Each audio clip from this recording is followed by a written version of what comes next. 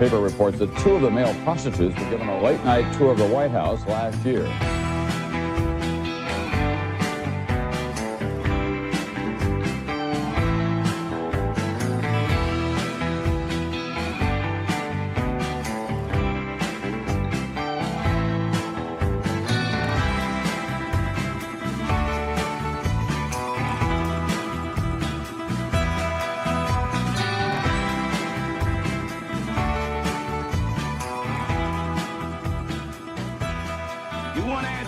I think I'm entitled. You want answers! I want the truth! You can't handle the truth!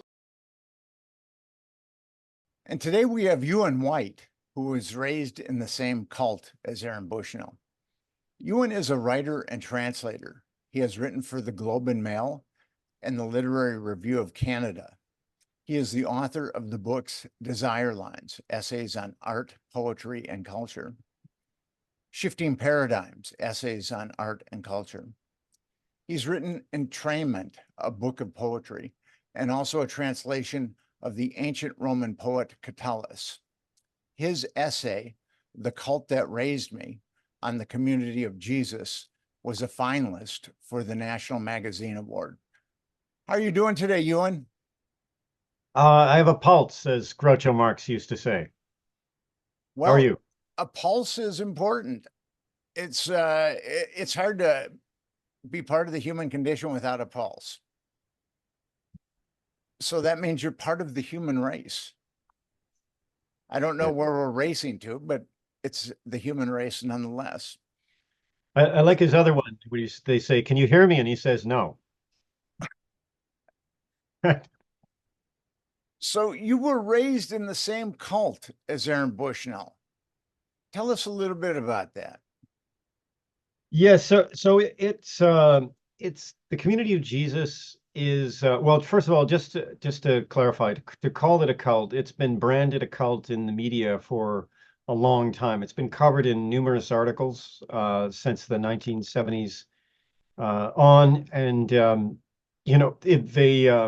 they had control of a boarding school for a while, and then they were named in the judge's ruling in a successful class action lawsuit for child abuse and a variety of others, abuse of students at the boarding school that was in Brockville, well, near Brockville, Ontario, Canada. And we're all members of staff. When I was there, were members of the Community of Jesus.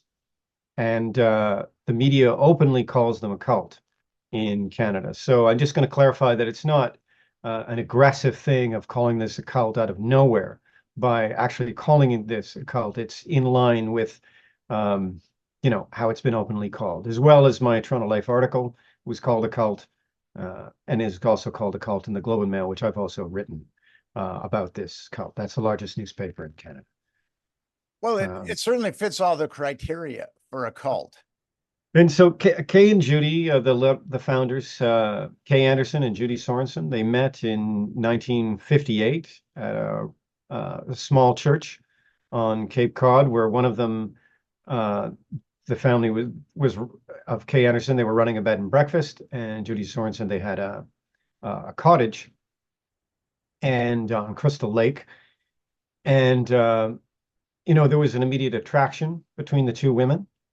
Has openly been reported there was a lesbian affair that was hidden, and there was a sort of an abhorrence of gay and lesbian people, and yet they were in a lesbian relationship, a very intense one, where they would scream and yell at each other for hours, and it's all documented. And I've been doing years of research on this group, and I'm writing a book on them as well. So my fifth book will be on them, and they incorporated the Community of Jesus in 1970, but before that, they visited a German sect in Darmstadt, Germany, called the Evangelical Sisterhood of Mary, and they learned how to run what they called a monastic community, but it really was a for Kay and Judy, how to run a cult. But they learned about this sort of control technique, this unifying aspect of the group, and that is something called a light session. In Germany, it was called a Lichtgemeinschaften, communities of light. But the whole basis of control in this group, this high control group, is the light session. And without the light sessions, you couldn't really run a group like this. And so it was based on this light session lifestyle, which is it's a very intense form of gaslighting, but it was very streamlined and very, very slick in the way that it was used. And the people who, which was everyone getting light sessions, there's a resistance at first, but after you go through, 45 or so of them, you kind of become inured to it. And it becomes kind of like a ritual of being part of the group, part of the whole. And they're really so awful that people would often, after they've had a number of them, they seem to get this kind of release, this endorphin type of release, which is almost like it's like they feel that it's a religious experience, where meanwhile it's just horrific and a natural body's response. And this is a way to gain control of people and keep them in the fold. Well, against children, they were very brutal, very, very intense. Sometimes could go on for hours. And oftentimes, if there wasn't a sin, they'd make up an imaginary sin, which is a large percentage of the time. And it's very hard for people to get a grasp of it. I'm just going to read from one of my books here on it. Okay, go for it. So the light sessions were originally an evangelical and extreme attempt to live a Christian life according to the Bible passage in the New Testament, 1 John 1:6-7. If we claim to be sharing in his life while we walk in the dark, our words and our lives are a lie. But if we walk in the light as he himself is in the light, then we share together a common life, and we are being cleansed from every sin by the blood of Jesus, his son. And then I write, the Christianized element of the scriptural living in the light by pointing out each other's sins, but in a very confrontational and methodically proven and highly processed way, is done with a person being light sessioned is not allowed to speak, and several other members are wolf packing, as former C of J Community of Jesus elite member David Manuel states, wolf packing them in the most hurtful and psychologically abusive way. In these meetings, those being light sessioned are often forced to admit to previous sins or emotional wounds, which are often imaginary or entirely made up. These are then used to get the person being light sessioned to submit to authority. This is almost always followed up by a collective love bombing. This love bombing after submission is very important, as the emotionally raw light sessioned individual is vulnerable to attestations of care and love at this moment. The person light sessioned is told how much they are loved by the same people who were just emotionally abusing them in light sessions. They are told that the people in the outside world don't have real friends like the friends light sessioning them in the community of Jesus. I do not know of a single counseling professional taking part in any of these meetings. This was entirely amateur and done as the leading members felt inspired by the Spirit to do in the moment. New members would be slowly and gently eased into this lifestyle until they were hooked. Then their life sessions would be much harder and in line with how the community actually lives. It doesn't sound like there's a lot of light in the light sessions. No. And was that how you were socialized? I mean, because love bombing is part of it's cult terminology. When people first show up, they're love bombed. And are the light sessions, I mean, I'm surmising that they're a form of mind control. Oh, it's complete mind control. And often the individuals, they think that they're getting a religious experience, and that they're this religious release, or they're closer to God. Meanwhile, I think it's just a reaction from the endorphins released from the experience. This is also corroborated by people who were very close to the top of leadership in the COJ. And when was your first light session? How old were you? I was 8. Now I may have been there. Well, it looks like I was there when I was 7 too, at first brief visit. But I guess I would be 8 years old. Yes, and well, the first one that I remember is 8 years old. And it's crazy to do this to a child, where it just it's so, it's out of nowhere. It's like little green aliens coming out of the sky and wanting to play tennis with you or something. It's just not something that is in your field of vision, or it was very intense, emotionally damaging. Of course, with children, it was always with a threat of violence, and that made the light sessions that much more difficult to deal with. But it was the intensity of it, and they would pick on very hurtful things. Like if somebody was a child, one child was adopted, they'd pick on the child for being adopted, and there'd be something inherently wrong with that child, or there could be a previous sin, and or the child chose this, and it just incredibly hurtful things that would be very, very damaging for an adult, and children just tend not to recover from it. And so after a initial resistance, they just get sucked into this. I mean, of course, excessive beatings kind of help along the way, but Doesn't really sound love your neighbor as yourself. yeah, it's a pretty harsh version of a lex talionis, the eye for an eye. Yeah, but it's not it's not warm and fuzzy, no. So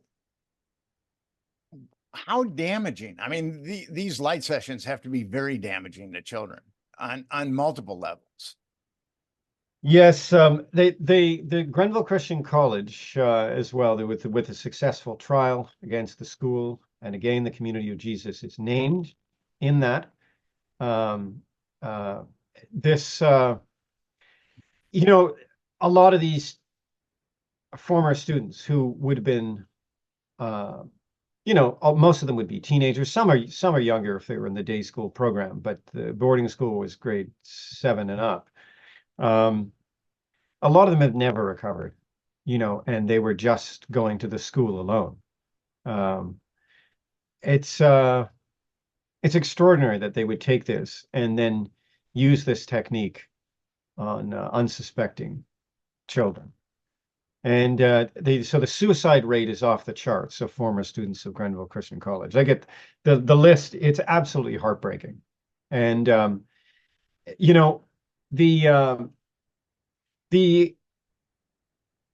German mother said, don't do light sessions on children. And Kay and Judy did it anyway. I mean, the Germans came over and helped them set up their cult. And Kay and Judy, the Community of Jesus, went wild with it. So light sessions weren't just scheduled; they were an everyday thing. They could happen at any time, and it just destroyed young lives. And this weird attempt to be, what is it? Men trying to make themselves angels, have to transform themselves into beasts. And it's like this has done. It became very beastly and incredibly damaging, with this earnest idea that we're going to be holy at the same time. It's a crazy paradox, and I guess it's probably attached to all religious nutterdom, whether it be these people that go and do acts of, we can't say the word, acts of T activities around the world, and this idea that they're somehow serving a particular god. It's unfortunate. So would you say that the light sessions were an integral part of the control of the members of the Community of Jesus? You can't have you can't have this kind of a group without having the light sessions. It wouldn't. I think the group would break up almost immediately. It's the cohesive glue that holds everything together. You can't. Yeah, you have to have that with this group in this particular way that this was set up. It had to be. Yes. And you could be light sessioned at any given time. Yes. Yeah, and for such young children, it's outrageous. I mean, adults go ahead, play in traffic, do whatever you want, but to do this to children is just absolutely unacceptable. And this would have been, this is the background when I was there, and from all, from speaking very recently with people who've recently left, it's the exact same thing. It's the exact same thing. And I've been researching this. And you were part of Grenville Christian College, and Yeah. and which is an adjunct or part of the Community of Jesus. How many years were you at Grenville Christian College? So I was at Grenville 3 years. I'm just going to go back and say, the mind control stuff that they're complaining about now is, it seems to be almost exactly the parallels of when I was there. So the group, I don't see how the group could have changed. So I was at Grenville Christian College for 3 years, but I was also I guess I also was I spent other time at Grenville Christian College as well, where my mother was on staff as a member there. She was a diehard member of the Community of Jesus, and right till the end of her life. And it was crazy to see the staff members. You walk around and it's just everyone. They're all members of the Community of Jesus, and you see them at the Community of Jesus, and it's like, oh wow, these are all the same, And of course, it's the same lifestyle. And the headmaster was raping students.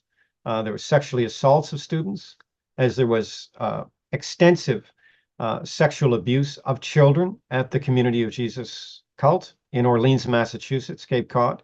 And the hierarchy of the cult leadership they did everything they could to try to suppress this with non-disclosure agreements. And it's absolutely appalling. It's appalling that they were able to do this. Hopefully something could be done at this time now in light of Ewan Bushnell and the tragic events, surrounding his actions, and hopefully something could be done for the children that are in there. There was that civil litigation, and the civil litigation talked about emotional abuse, physical abuse, sexual abuse, and there was a sizable judgment against the school. Yes. And I think it was around $11 million. It was like close to $11 million. I mean, now class action lawsuits are considerably less in Canada than in the US. If this were in the US, it would have been a very, as the young people say today, it would have been a ginormous number. But things are done a bit differently in Canada. But and were the victims? I mean, hopefully they were given some of that money for the hell that they had to go through, being part of the Community of Jesus. That it's scheduled to be given to the students. I mean, the decision has been made. The money is, I don't know where it is in that, but it was upheld on appeal, and the case was won. So money hasn't been paid, given to abuse victims. But it's not really about the money. It's about doing something for the kids that are in there. But it shows that it was real, that there would be money handed over. So it shows that it's real. It's not made up. And the judge's ruling is absolutely damning. And it's damning of the Community of Jesus. And in the Community of Jesus, there are letters from its leader, Betty Pugsley, and about how these vows of obedience still applied. And we have these letters. Some of them were included in the trial. And there's no question they can't weasel out of this. Well, it's amazing. All the dirty laundry came out in that trial, and they still appealed it. I mean, the Catholic Church and other organizations have acted the same way when it comes to child abuse, which I just find mind-boggling. Yeah, the Anglican Church in Canada, which would be Episcopal in the US, I mean, CV, Church of England, the students were complaining about how their lawyers behaved towards students coming forward with allegations, and it's beyond appalling. They should be ashamed of themselves. And I wish I had the details and I could name this. Like, I wish I had it in front of me right now to name the lawyers. But the Anglican Church is beyond disgusting. The Anglican Church in Ontario is beyond disgusting for their behavior of doing this to children. Like, come meet me in court. I'll tell them all about the sexual abuses. I'll tell them what it's like to be sexually abused at that cult. Shame on you. Shame on you, Anglican Church. Both your parents were part of the cult, and then you decided to leave the cult, which you had to essentially sever your relationships with your parents. What was the critical mass that made you decide to leave the cult? And how old were you when you did that? Oh, well, the leaving story is it's kind of intense. I mean, I left and I had a confrontation with the cult people on Cape Cod, and because I came down from Grenville. Anyway, I ended up riding the bus back. It came in two successive sort of breaks, but I ended up riding the bus back with Robert Farnsworth, who was the son of headmaster Charles Farnsworth, who's was included in the CBC Fifth Estate, which is the largest TV news program in Canada, and it was about him. Well, several episodes on this were people accusing him of raping children and sexual assaults on children, and he was a very creepy guy, and he was often a special guest of Kay and Judy. He was actually a special guest of Kay and Judy in 1969 to the Evangelical Sisterhood of Mary when they went for a visit. And at any rate, they're so closely linked. I have a variety of his writings talking about him and Kay and Judy and all the rest. It's just appalling. But I rode the bus back with him, and Robert Farnsworth was sexually assaulting children at Grenville. And then in the last CBC Fifth Estate, there were two 1-hour programs.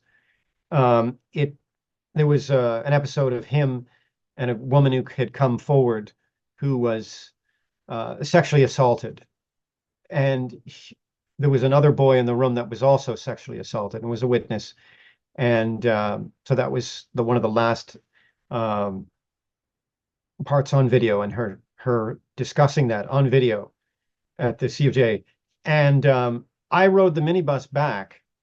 I believe it may have been the same, but it was after he was caught sexually abusing children. And I rode a minibus back from the Community of Jesus to their branch, Grenville Christian College, the little minibus thing and he was on this non-speak order with Don Farnsworth, the former Dean of Men at Grenville Christian College, being the handler. And, it's just disgusting the way they were able to cover this up, disgusting the NDAs that they have. I'm pretty sure that's a misuse of an NDA. Non-disclosure. So what was the critical mass where you decided, I've got to get out? Well, I never liked the cult ever. I was just sort of limping along, so to speak. And eventually when I was just biding my time until I was old enough to leave. And by that point, I was so angry. I'd finally grown because I was it's quite small for my age. And also there was a thing of being underfed as well. And the level of, the amount of food that I was fed was pretty low quality food. But that's another story at the C of J with all these unhappy children. And I when I did leave, it was I was waiting to leave. It's very hard to leave. Sometimes you think children they're going to leave, and they end up somehow converting over at the last minute and staying and being, the sort of diehard members of the cult. It's the leaving stage is complex. It's difficult to explain clearly. It's something that I would prefer to do in writing. But it's shocking that you think someone's surely gonna leave and then suddenly they don't, and the love bombing, all these parts, I'm sure are, these aspects parts of it. You ultimately had to sever your relationship with your parents because your parents stayed in the cult. Yeah, my mother stayed in the cult till the end. My father had a break with the cult. Um, yeah, there's a lot of craziness there. It's in my gonna come out in my book on that. The yeah, leaving a cult is it's pretty difficult. It's an ordeal, and when you're young and you don't have infrastructure, you don't have things outside, you don't have support network, it's a very difficult thing.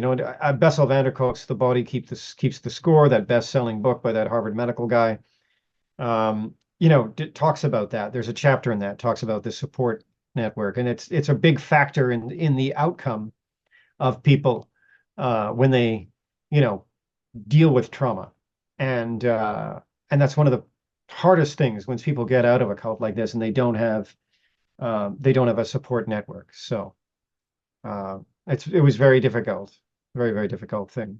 I was in a cult. I mean, I'm calling it a cult. I lived with a genuine Indian guru in Honesdale, Pennsylvania, on the ashram of genuine Indian guru in Honesdale, Pennsylvania. His Holiness, the Venerable Sri Swami Rama.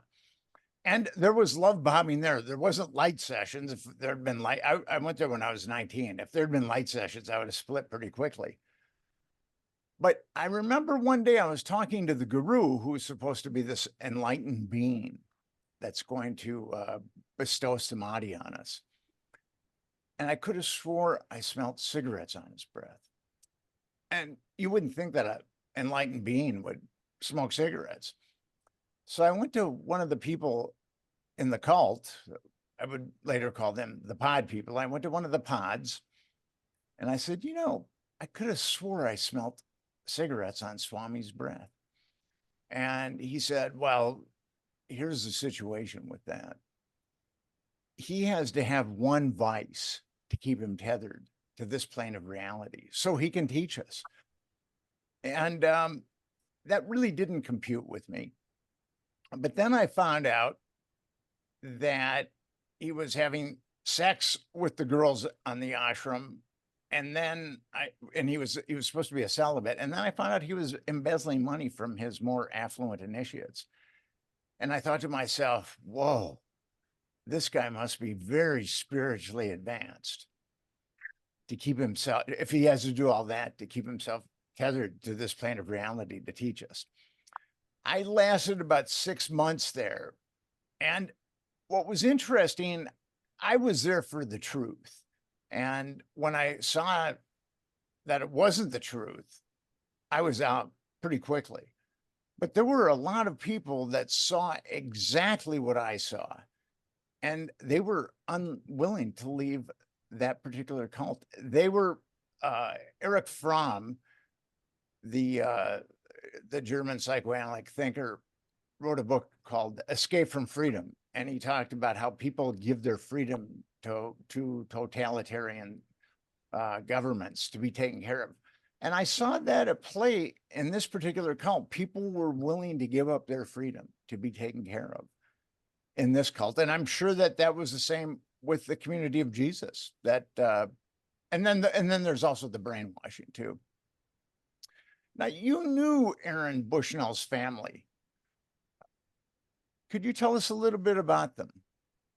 Yeah, his father and his mother went to Grenville Christian College, and I guess later went to the Community of Jesus. It's my understanding that they came in through this earlier group that Grenville was founded on from the U.S. And yeah, the grandfather was involved. They were all on staff at Grenville Christian College, but he was involved in this program they called the Work Jobs program, where they would assign all these jobs to students and students would do a lot of work. Where normally in a normal school, students would be studying, but they'd be doing the work and the dishes and all the rest at Grenville. And Grenville Christian College was giving about $100,000 a year many years ago to the Community of Jesus, or so Don Farnsworth testified in court. I would suspect the number is probably a little bit higher than that, but anyway, that's what was stated.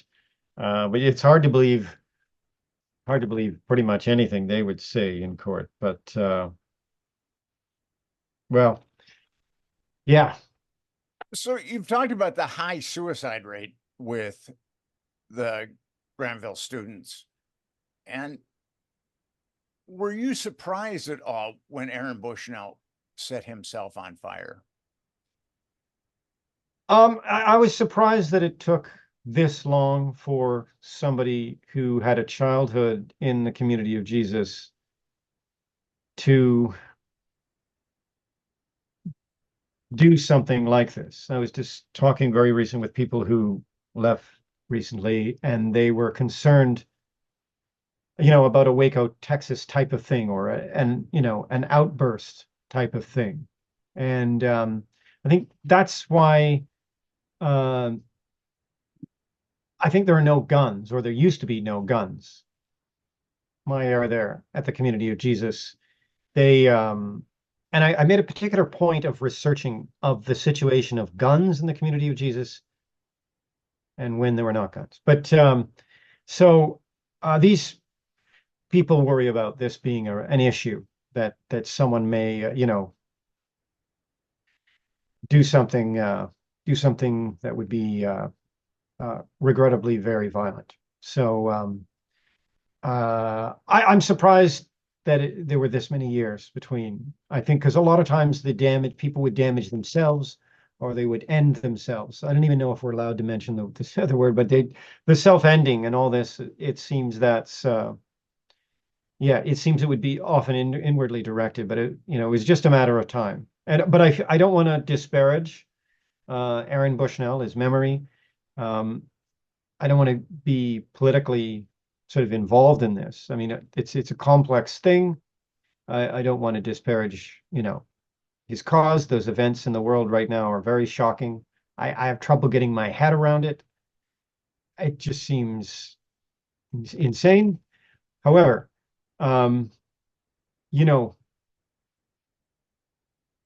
he would have, as you know, there was a recent interview with some of his friends on, let me find this interview. The interview is, the interview. Where's the interview? This is America, number 195, Friends of Aaron Bushnell Speak. Now, that talks about, one of them talks about what Aaron Bushnell told him about, the community of Jesus. And it seems very consistent with mine, but it's consistent with my research as well. But it's that, for people who are interested, might be worth listening to. They are anarchists, and I'm not anything like that. But anyway, they do discuss that, and it makes you think it's this consistent line. And my concern is maybe something could be done. Maybe the FBI could actually properly research this group.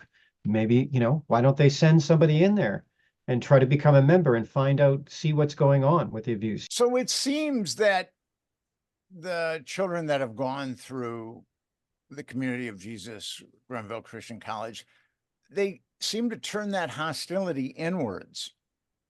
Yes. And kill themselves. No one's, from my research, no one's really pointed it at the external world as like a gunman in a tower or something like that.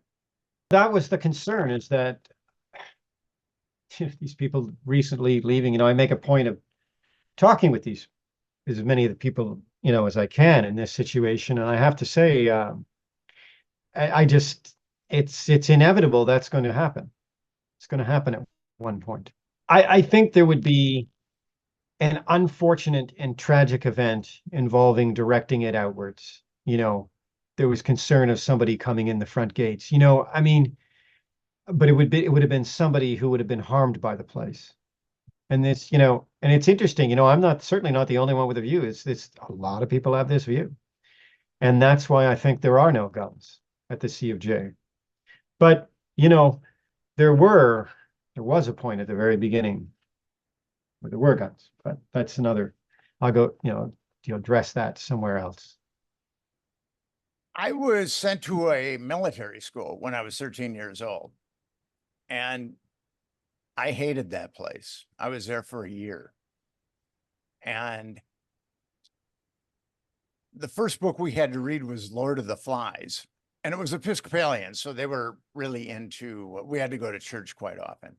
And I really hadn't given much thought about God or church or anything like that. And it's kind of interesting. When I left there, I became a militant atheist. I mean, things have changed for me since then in that, as far as metaphysical views. But I really hated that place. I was there for a year, and that place was violent. And I was a good student and a good athlete, so I was in the herd, but there were kids that were getting molested there by at least one predator that I know. And I was visiting a friend of mine, and he lived fairly close to this school. So I thought to myself, well, I've done a lot of work on myself, and I'm going to go back there and just check the place out, see what it's like. And I felt pretty neutral emotionally towards the place. And I was only there for 1 year. And then I passed through the Gothic arches, and I thought to myself, if I had a trigger for a nuclear weapon, I would take this place out and myself. So I still, after all these years, and what I think is spiritual emotional growth, I still had such a deep antipathy for that place. And you must have a very deep antipathy for the community of Jesus. Well, when I think of what's the line, in Nietzsche, the idea of the sacred is the most important and fundamental human phenomena, and I think when that's mixed with abuse and control, especially of children, it's not a good mix. It doesn't lead for warm and fuzzy outcomes. You don't get happy outcomes out of this type of thing, and it leads to, often when it's very abusive, lifelong scars. And I think this is unfortunate. My concern would be to that this would be stopped for future people. For example, the Betty Pugsley, the leader of many years of the Community of Jesus cult,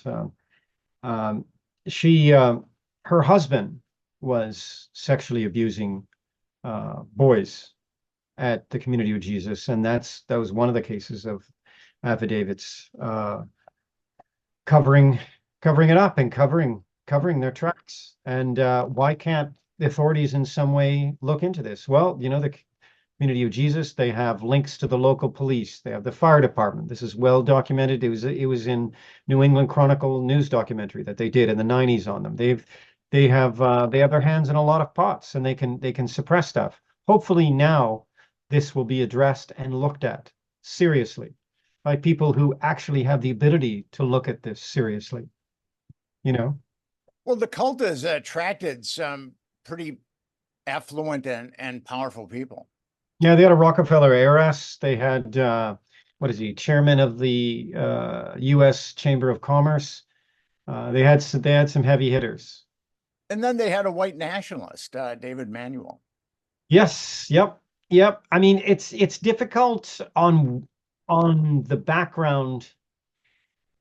Yeah, it's a difficult situation there, because it became the book of a lot of these white Christian nationalists. It's problematic. His book is a very, very problematic book.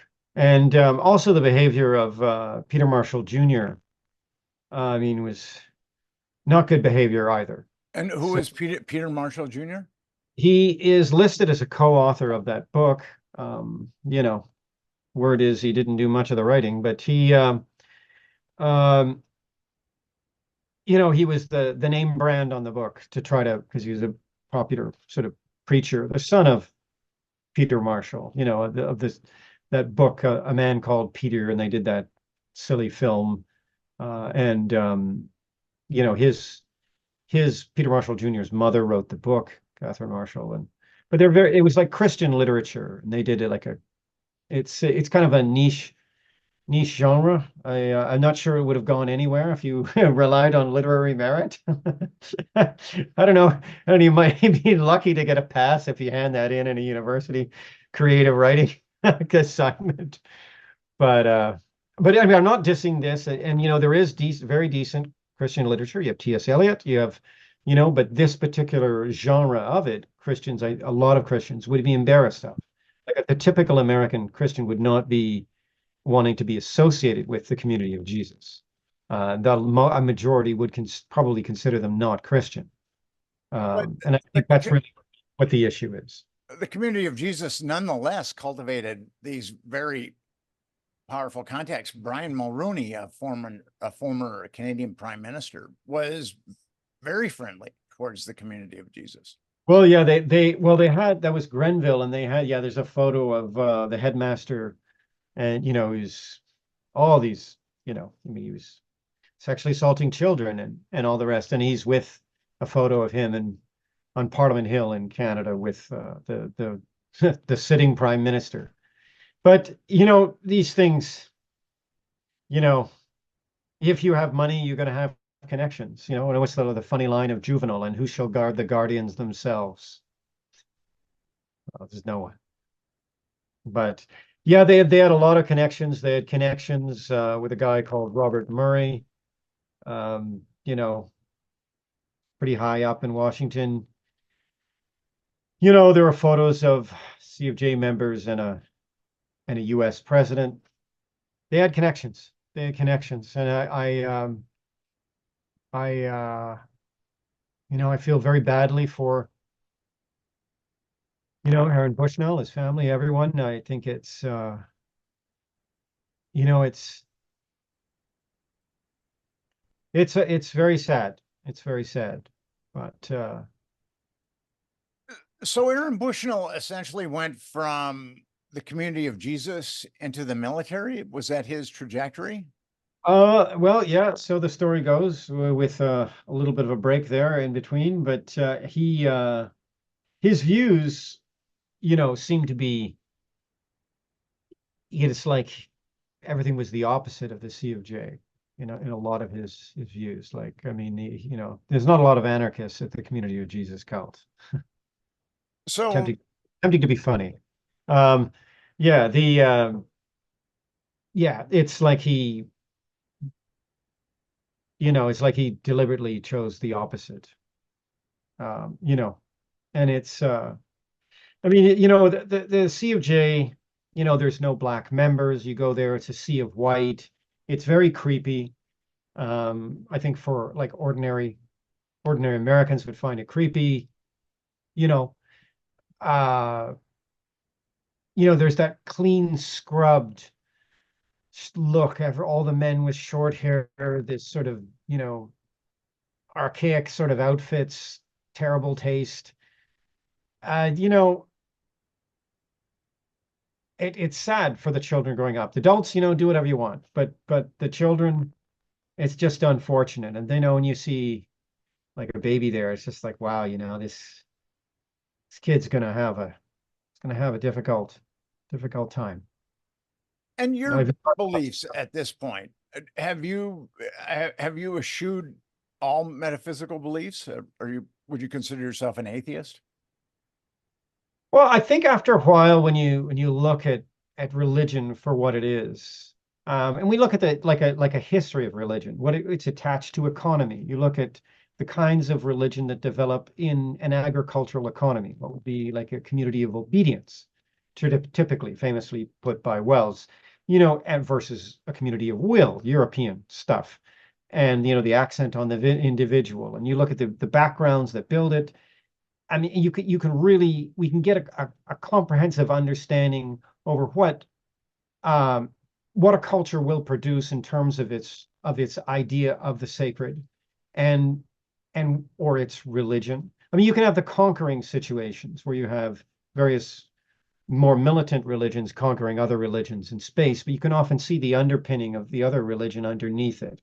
After a while, if you have a fraction of education, I think you really have to sort of look at religion with a broader lens and more of an adult lens.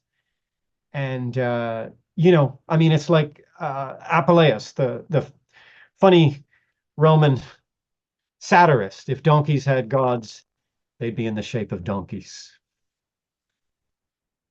It's interesting. I like the Quakers a lot.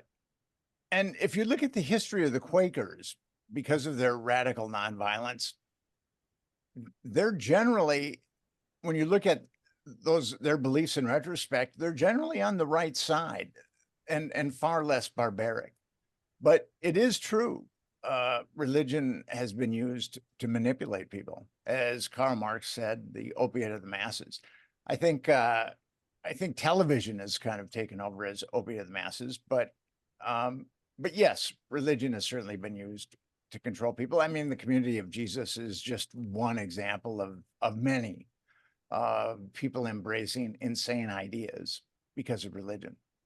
And when the idea to follow, I mean, it's almost like the life of Brian, you know, this, and it's not like everyone in the community of Jesus is a bad person, you know, it's just, it's the leadership and the behavior of the leadership that is just beyond appalling. It's beyond appalling. And yeah, there's story after story. And it's, you know, and the fact that the average low ranking person, which is, it is kind of like on money, it was very money oriented, and, you know, that would be treated so poorly. It's just, it's very sad. But I'm sad for the children, you know, adults, you know, go play with subatomic particles if you feel like it, you know, do whatever you want, kids.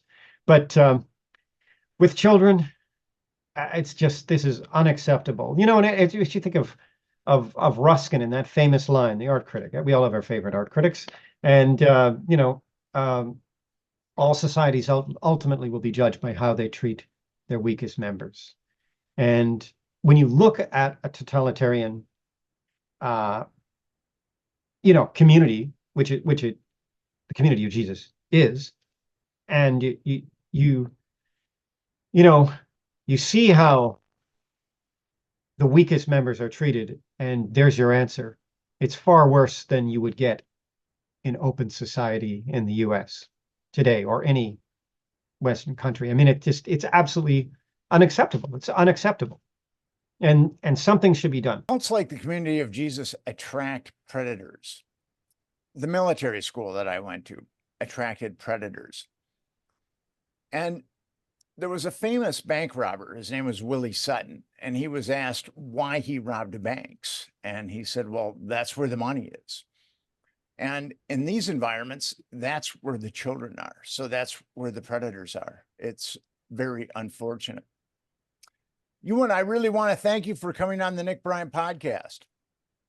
Thank you very much for having me. And have yourself a great night. You too. Thank you.